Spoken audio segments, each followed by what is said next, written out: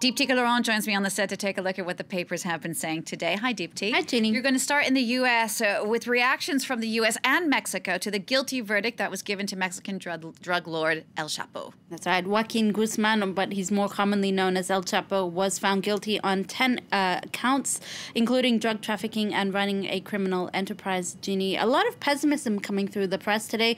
This writer for the Mexican daily El Universal says that a guilty verdict changes nothing of the situation in Mexico because violence and killings are still occurring. I quote, "Let's be clear. The country does not transition to peace by the capture and prosecution of 1 or even 1,000 Chapo." So there's a long way to go for this paper. For the New York Times as well, a guilty conviction is not enough. In fact, the Times is citing recent figures from the Mexican government that are really astounding. 40,000 people have vanished. 26,000 unidentified corpses are languishing in public morgues in Mexico, while Guzman's conviction might deter aspiring drug traffickers. For those who've lost loved ones, the battle for justice and peace continues.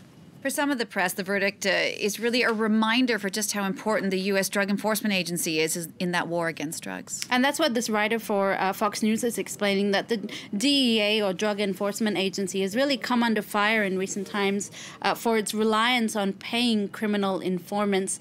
This verdict for this Fox writer, though, shows that strategy, however controversial it may be, is working. It's effective in turning cartel members against each other to help bring down kingpins like El Chapo. Now, for the Daily Beast, this verdict also reinforces just how wrong Donald Trump is on his wall with Mexico.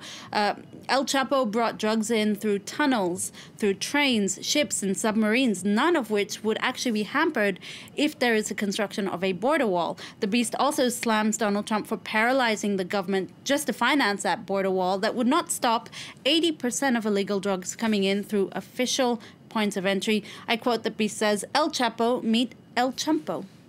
All right, let's go now to Tunisia with a truly shocking story of a man who reported a rape to police and ended up being arrested for homosexuality. Yeah, that's right. This alleged rape victim is known as Anas, and The Independent is reporting that he tried to report this assault to police earlier this year. He was then subjected to an enforced anal examination designed to detect evidence of sodomy, apparently a common practice in Tunisia for rape victims. He's now ordered to serve 6 months in custody, Jeannie, for homosexuality, and a further 2 months for what the police say was a false allegation about rape. The story has really shed light on Tunisia's treatment of rape victims. According to Human Rights Watch, they're routinely subjected to these humiliating, invasive procedures, and domestic and international pressure is growing on Tunisia to repeal its anti-sodomy legislation. Let's look ahead now to the Olympics, specifically a possible joint bid by South and North Korea for the 2032 Games. Well, this comes as South Korea announced that it was putting forward Seoul as a possible host city for a joint Olympic host bid for 2032. Delegations from both Koreas are actually in Switzerland this week to meet with the IOC to discuss that bid. Apparently, they're buoyed by the participation of Pyongyang in last year's Winter Olympics, although this writer for Channel News Asia warns that it faces long odds to become hosts. The two Koreas need to overcome international sanctions. They need to overcome decades of mistrust and economic and political differences.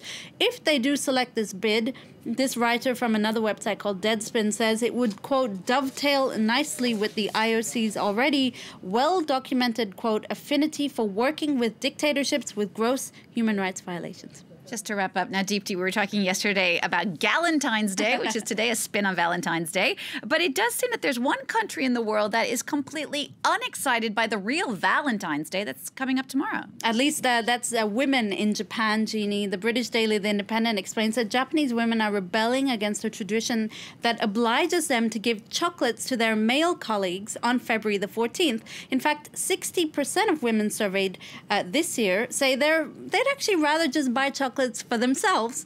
And some firms have even banned the practice because it's seen as an abuse of power.